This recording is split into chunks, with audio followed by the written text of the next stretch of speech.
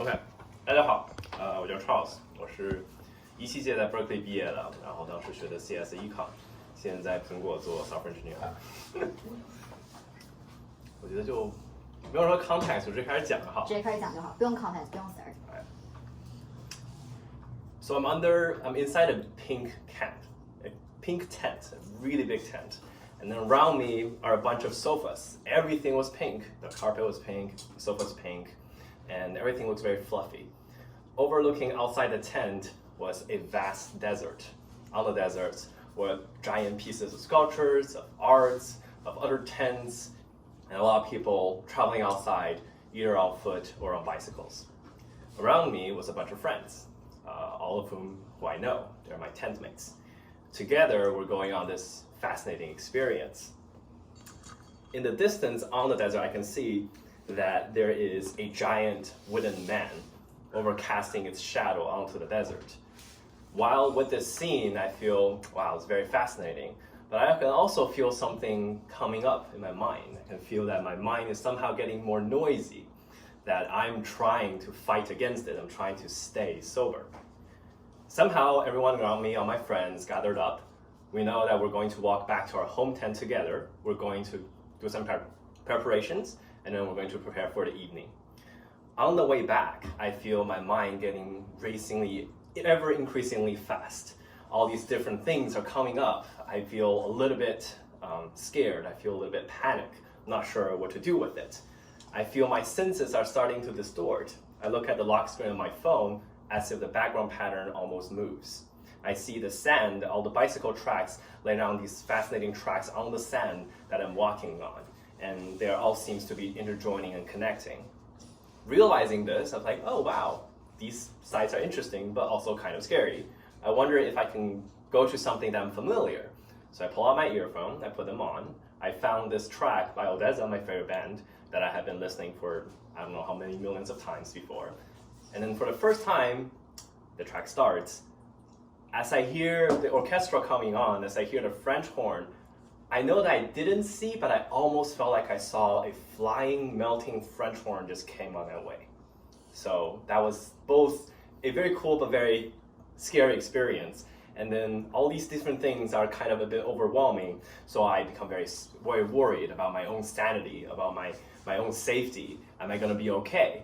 Especially we arrive at the home camp, we're trying to prepare. Oh, did I bring water? Did I bring napkins? Did I bring all my things I need to survive the evening? And I'm becoming increasingly worried, increasingly scared. I feel like I'm about to lose control. And then one of the camp leads, his name is Tommy, he came over and said, hey, Charles, how are you doing? So Tommy is our camp lead. He has been a very dedicated person. He's really good at planning things, and he's been carrying out for every one of us. He was remaining sober that evening to take care of the rest of us. And he says, Charles, you shouldn't fight it. You should just try to believe in it and let it go.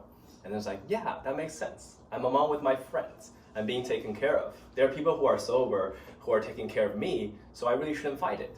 And this thoughts of trust, of safety, ignore some sort of happiness and wonder in me. And I feel great, I feel happy, I feel awesome again. And then started thinking out, venturing out, having all these crazy ideas. And then some of these ideas got a bit too crazy, and then I got scared again, and then I come back. And then so this thought loop went on and on and on.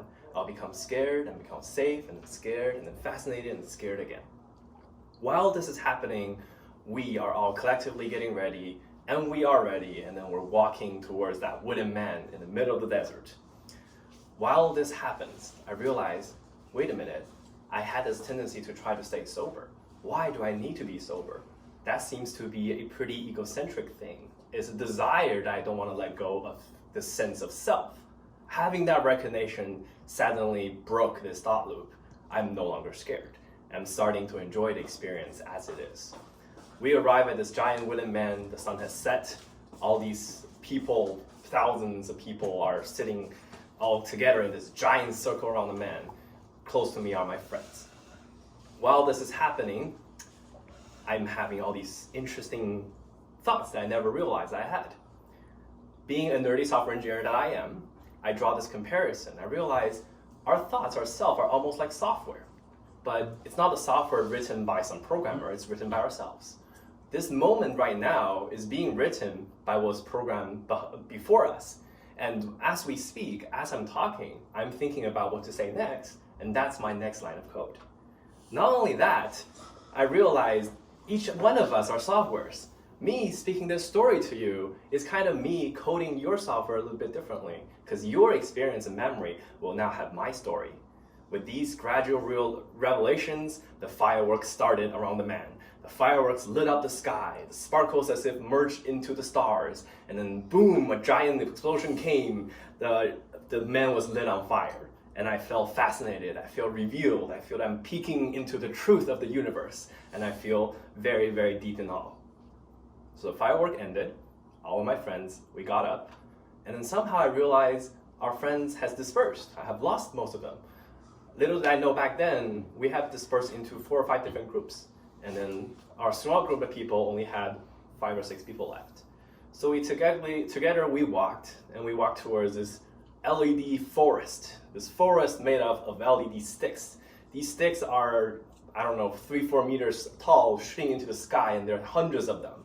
They form a forest where there's lights all around me. I'm inside there sitting and contemplating. While looking at the lights moving inside these forests, I realized I'm an organism. I'm a human being. I'm made of cells. But then it's really difficult to say which cells are mine and which are not. Because I know as I'm speaking right now, thousands of cells are dying and thousands of cells are being born. So how do you draw that distinction? I also realize that human society is kind of like an organism. You can say that, oh, these group of friends are my friends. But then who do you call a friend and not a friend? You can say, oh, this is a concept of a school or a company or a country or whatever. But then all these distinctions are really vague or kind of arbitrary. I realize that inside a human society, I'm nothing more than a cell. I am ultimately deeply connected to everyone else. With this realization, I gradually see, oh, my friends are coming back. They're all gradually coming into the forest. These different groups of friends that I was missing, that I was worried about, somehow they all found their way to the forest. And I was really happy to share this experience with my lost friends who ventured out. And then as I count, I realize there's only one group of missing. So I'm kind of like, I'm still wondering and worried about where they are.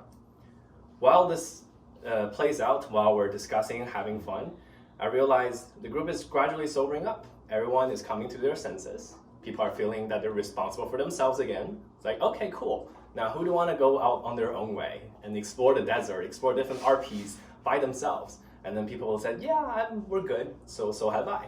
So I started going out to the forest by myself, still a little bit kind of having weird thoughts, but mostly sober. As I walk around the desert in this giant, vast plain, I see different art pieces in the distance. I can't really tell which one from each other. I really can't tell each other apart. But then I realize when I see this, I'm remembering of my own failed contribution to the art project that Art Camp has started. I dumped probably like 40 or 50 hours trying to code up this LED software piece for our project. But then because of miscommunication and because of concerns on my part, ultimately, I didn't use any of these code in the project. So while I was thinking that, I realized, oh, what a sad thing. All these art pieces out there, everyone bring them. No one's charging money. No one is doing it because they want to get something benefit out of themselves. They just want to create. They just want to show people. They want to share it. And this thought made me feel like, wow, I should be just grateful to have contributed and not worry about which piece were mine or not mine. As I had these thoughts, Coldplay song came on. The lyric says, you can say it's mine and clench your fist, or you can see each sunrise as a gift. Listening to these lyrics, little did I know, tears has came out of my eyes, streaming down my face. While I'm crying, I heard someone in the distance, wait, is that Charles? Holy shit, that's Charles. What's he doing? And then somehow I ran into the last group of friends that I didn't get to see in the forest. I was exuberant to finally meet them. I felt like I came around full circle that evening. I felt like it's almost a miracle that somehow on this giant vast desert, miles and miles of sand, in the evening, in the darkness, I ran into the last group of friends who I didn't get to see. So we were all sharing our stories, sharing our experience. We walked back to our home tent together, and then we fall asleep together outside under the stars. The second morning, the sun came out. I was woke up by the blazing bright sunlight on my face. And then as I look around, I realize, oh, my catmate Stella is already up. She's there cooking the meal. And then me contemplating what has happened last night, this whole very complicated and fascinating experience, and the miracle that ended with it. As I'm thinking about this miracle of how I happened to run into everyone, I saw this whiteboard next to a tent. The whiteboard says, everyone meet at the LED Rainbow Forest at midnight, Tommy. And in that moment I realized, oh, so that was how the miracle came about. But then, if you remember, we didn't all meet at the Rainbow Forest. I just ran into the last group somewhere around the Rainbow Forest. This clicked. This somehow realized that all miracles are man-made. But then, not everything, every miracle that man-made happened in the way that we planned it to be. This became the second triggering point, which led me crying again. And with this newfound realization, I didn't pack anything, I didn't bring water, I didn't bring anything. I just went out to the desert, walked towards the site where the man has burned, not knowing why, but with a sense of purpose. That was the story I had last year at Burning Man. For the first time, I'm doing psychedelics. Thank you.